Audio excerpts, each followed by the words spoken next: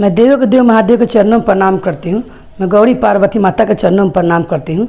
मैं कार्तिक गणेश भैया के दोनों के चरणों में प्रणाम करती हूँ। मैं सभी देवी दुर्गा के चरणों में प्रणाम करती हूँ।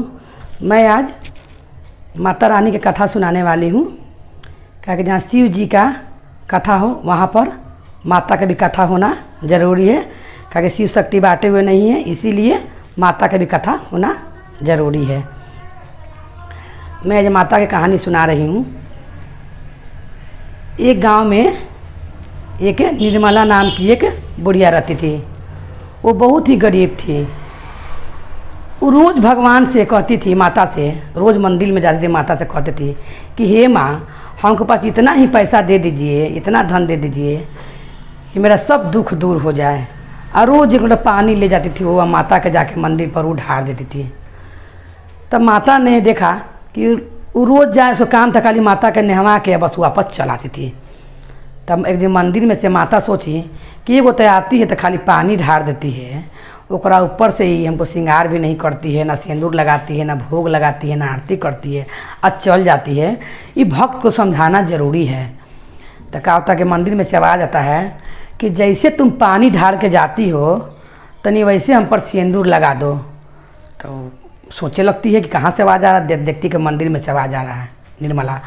तब जाती है तो अपना घर पर जाके कहती है अपना बड़की पतों से कि हमको 5 रुपया चाहिए बहू, हमको माता के लिए सिंदूर किनना है।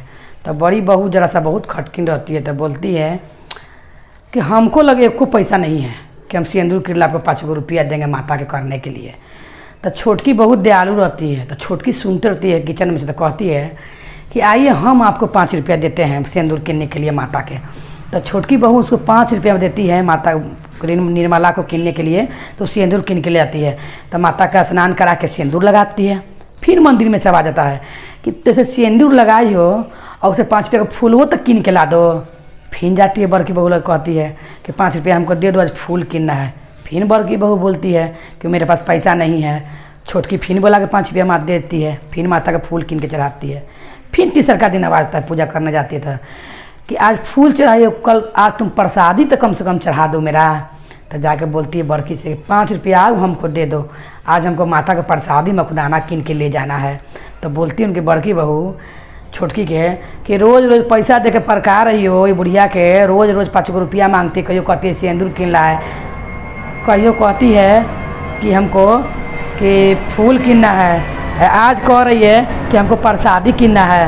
तो छोटकी बोलती है कि जाए दीजिए, उतना कितना बाल बच्चा खा जाता है, हम देते हैं। छोटकी फिर 5 रुपया देती है, प्रसादी किना जाता है। फिर चौथा दिन माता बोलती हैं कि सिंदूर लगाइए दी, फूल चढ़ाइए दी, प्रसादी चढ़ाइए दी, एक काम आऊ बाकी तुम्हारा पूजा सफल हो जाएगा। तो बोलते निर्मला आवाज़ आता है जो अब का बाकी है माता।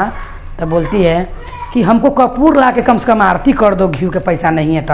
तो जाती है बोलती है बहू से बड़की से फिर कि ये हमको 5 रुपया चाहिए कपूर लाने के लिए। फिर नहीं देती है, छोटकी दे देती है।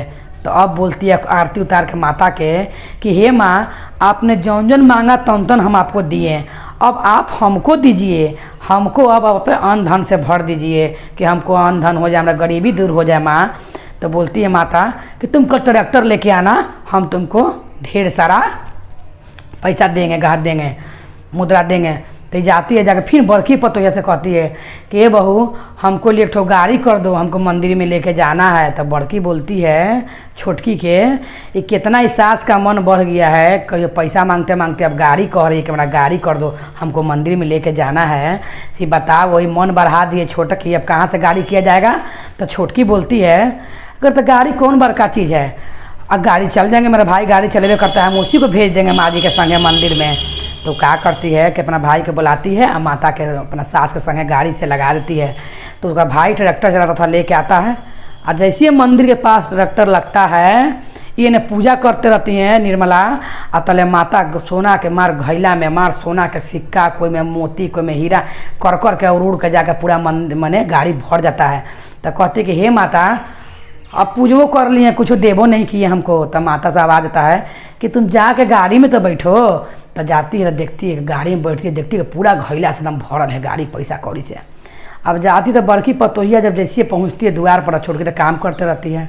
बड़की कहती कि बाप कहाँ से इतना मनी धन दौलत लेके आई है बुढ़िया। अब लगती है उस सारा घैला उतार कर अपना घर में रखने बड़की। तो जैसन उसका नियत वैसन बरकत होता है तो वो रखे अपना घर में उठा के आ सब घैलवा उड़ के जाए छोटकी के घर में। तो कहे बड़की जे कौन जादू टोना करवा के बूढ़ियों लेके आई है कि सारा पैसा वाला घैला उड़ के छोटकी घैला घर में जा रहा है। तो कहने का मतलब यही है गुरु बहन कि जिसका चून उसी का पून। छोटकी के पैसा लगल था 5-5 रुपया करके 30 रुपये दे चुकी थी माता के पूजा में। तो इसीलिए जितना सामान था उसी घर में उड़ के जा रहा था। अब बड़की तो खराब थी नियत के 5 रुपये सास के ना देवे मंगला पर। तो इसलिए सारा घैला उड़ के छोटकी के घर में जाए। तो बोलती है बड़की सास से कि बताइए कहाँ ओझा के यहाँ गए थे आप कि सारा घैला उड़ के जा रहा है। तो इस सास बोलती है कि सब दिन पैसा दी छोटकी पूजा करने के लिए, तुम्हारे घर में कैसे जाएगा? सब तो पूजा के काम में उसी का पैसा लगा है, तो उसी के ना घरवा में सामानवा जाएगा। तब बड़की क्षमा मांगती है माता से, नौ मैया से ओझा परी, और कहती है कि हे माँ हमको माफ़ कर दीजिए, आज से पूजा पाठ में हम कभी अपना सास के नहीं रोकेंगे और हम सब दिन पूजा करने के लिए पैसा देंगे। तो ये कहानी से ही समझ होता है बहन लोग कि कभी भी पूजा पाठ के काम में कोई भी पैसा मांगे तो उसमें बहाना नहीं करना चाहिए। जितने शक्ति उतना भक्ति से अपना माँ को प्रसन्न करना चाहिए। बोलिए माता रानी की जय, नौ मैया भवानी की जय, भैरव भैया की जय।